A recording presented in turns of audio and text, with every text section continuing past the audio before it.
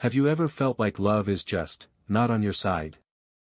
Like no matter how hard you try, you always end up in the same painful patterns, choosing the wrong people, feeling misunderstood, or watching relationships slip through your fingers.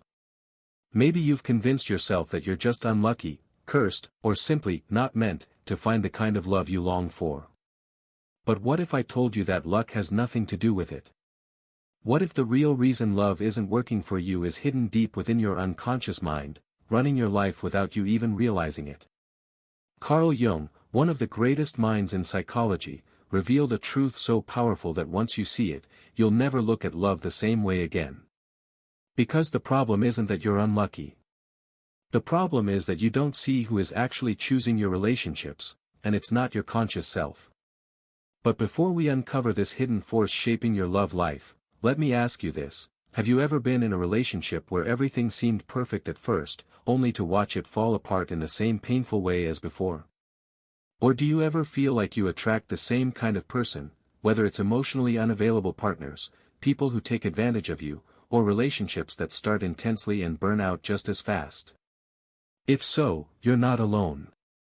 And what you're about to discover will completely change how you see love, attraction, and even yourself.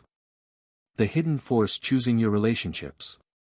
Carl Jung famously said, "Until you make the unconscious conscious, it will direct your life and you will call it fate." This one sentence holds the key to everything. Because most of us think we're making conscious choices in love, but in reality, something far deeper is making those decisions for us. Your unconscious mind, shaped by childhood experiences, past wounds, and hidden fears, is quietly deciding who you're drawn to, what kind of love you accept, and even how your relationships unfold. And if you don't become aware of it, you'll keep repeating the same patterns over and over, thinking it's just bad luck when, in fact, it's a cycle you're unknowingly trapped in. But why does this happen? The answer lies in something Jung called the anima and animus, the unconscious masculine and feminine energies within us that influence who we're attracted to.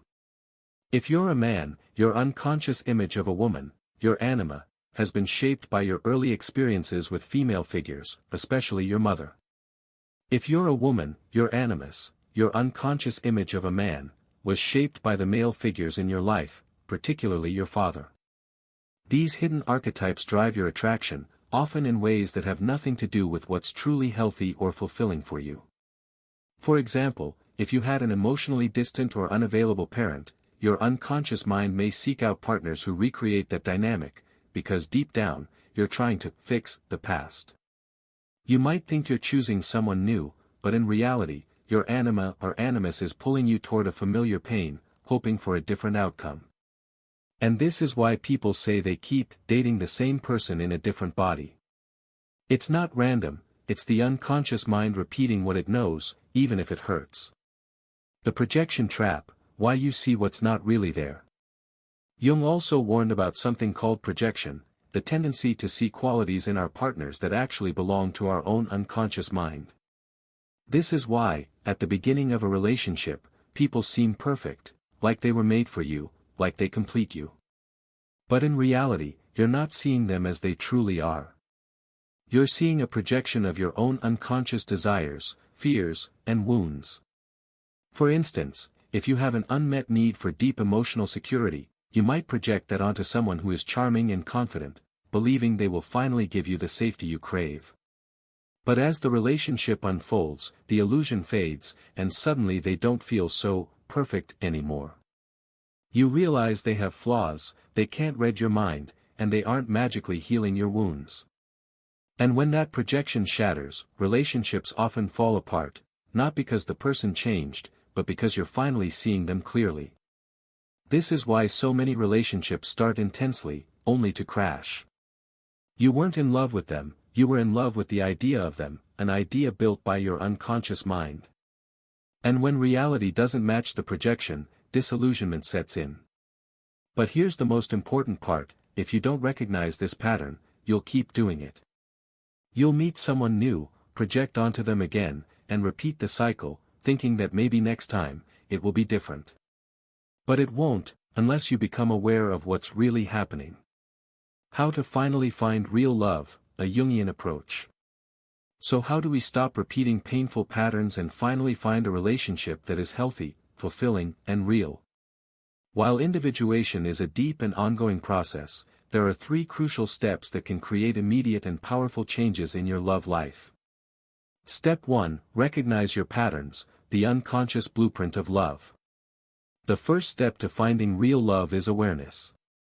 If your relationships have followed a similar pattern, whether it's attracting emotionally unavailable partners, experiencing intense highs and devastating lows, or feeling like you always have to earn love, it's not bad luck. These patterns are clues to what your unconscious mind is trying to resolve. Jungian psychology teaches us that much of our attraction is shaped by early experiences, especially our relationship with our parents or primary caregivers. If you had a parent who was distant, critical, or inconsistent with affection, you might unconsciously seek partners who recreate those dynamics. Not because you want pain, but because your unconscious mind is trying to fix the past. For example, if your father was emotionally unavailable, you might be drawn to people who keep their emotions guarded, hoping that if you can finally make them love you, it will heal your old wounds. If your mother was overly critical, you might find yourself in relationships where you constantly feel like you're not good enough, because deep down, you've learned that love must be earned. To break free from these cycles, start by looking at your past relationships and asking, what keeps repeating? Do I always feel anxious or insecure in love? Do I attract people who don't prioritize me? Do my relationships start passionately but then fizzle out? Do I feel like I have to prove myself to be loved? The key here is to observe without judgment.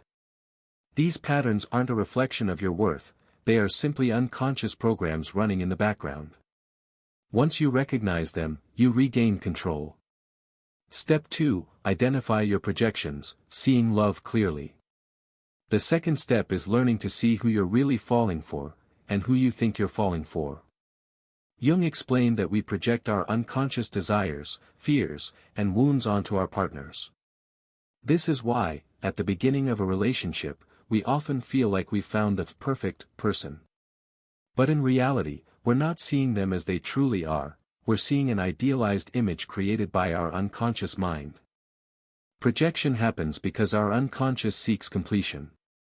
If we have unresolved wounds, we look for partners who seem to embody the qualities we lack.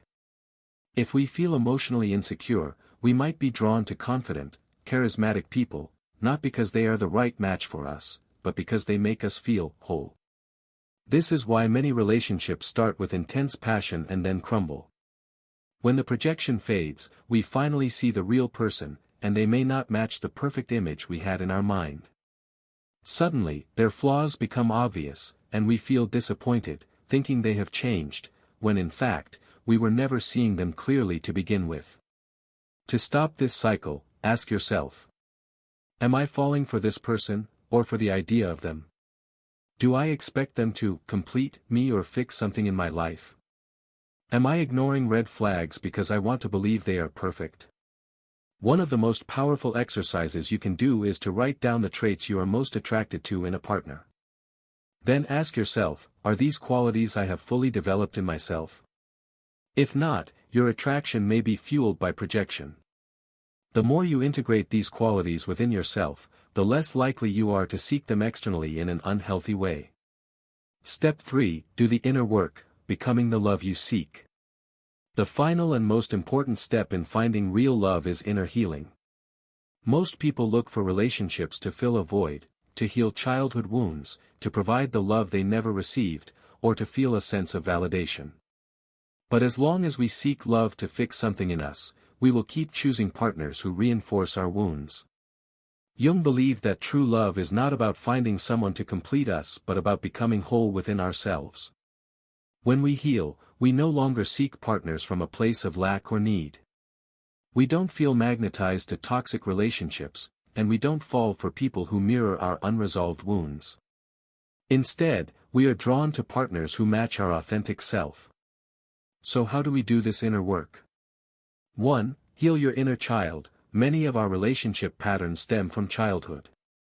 Take time to reflect on your past, identify where you felt unloved or unworthy, and nurture that wounded part of yourself. Practices like journaling, meditation, and therapy can be incredibly powerful. 2. Develop self-love. Stop waiting for a partner to give you love. Instead, practice giving yourself the affection, validation, and respect you seek from others. The more you cultivate self-love, the less likely you are to tolerate unhealthy relationships. 3. Reframe your beliefs about love. If you believe love is painful, that good partners don't exist, or that you're unworthy of love, these beliefs will shape your reality. Challenge these limiting beliefs and replace them with empowering ones. 4. Cultivate emotional independence. Learn to be happy on your own. When you no longer need a relationship to feel complete, you will attract love from a place of abundance rather than desperation. 5. Set healthy boundaries. Real love is not about self-sacrifice. Learn to say no, walk away from toxic dynamics, and only invest in relationships that align with your values and emotional well-being. When you commit to doing this work, something incredible happens. Your attraction changes.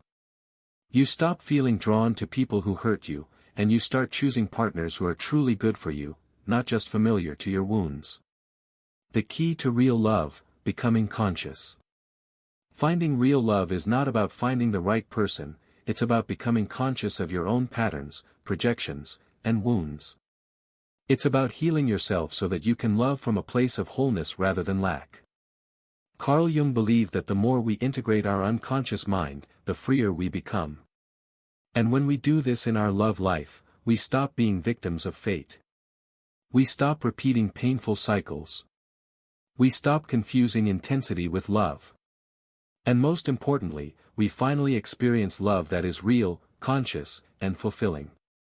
So now that you know this, the real question is, are you ready to do the inner work and change your love life forever?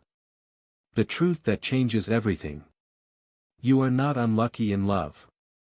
The struggles you face in relationships are not random misfortunes or signs that love isn't meant for you. Instead, they are reflections of unconscious patterns, deeply rooted beliefs, wounds, and psychological forces that have shaped your romantic choices without you realizing it. Carl Jung taught that, until you make the unconscious conscious, it will direct your life and you will call it fate. In love, this means that if you don't uncover these hidden forces, you will keep repeating the same painful cycles, believing that love is just not in your favor. But once you recognize these patterns, everything changes. You stop searching for love outside of yourself and start understanding that real love begins within. Jung believed that true love is not about finding someone to complete you, it's about becoming whole within yourself so that you can meet another whole person. When you are unaware of your unconscious wounds, you seek partners to heal them, often choosing people who mirror your past pain. This leads to relationships built on projection and illusion rather than reality. But when you integrate these unconscious aspects, you no longer fall for people who reinforce old wounds.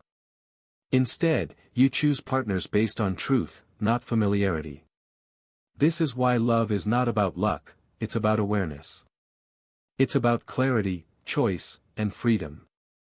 When you stop searching for external validation, when you heal the parts of yourself that feel unworthy, and when you bring your unconscious patterns into the light, you take control of your love life.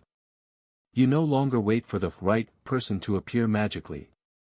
Instead, you become the right person, one who attracts love from a place of wholeness rather than need. Now that you know this, the real question is, what will you do with this truth? Will you continue blaming fate, or will you begin the inner work to transform your love life? Let me know in the comments, have you noticed these patterns in your relationships? What's one insight from today's video that resonated with you? If you found this valuable, be sure to like and subscribe for more deep dives into Carl Jung's wisdom. And if you're ready to explore your unconscious mind even further, check out the next video on how your shadow self secretly controls your life. You won't want to miss it.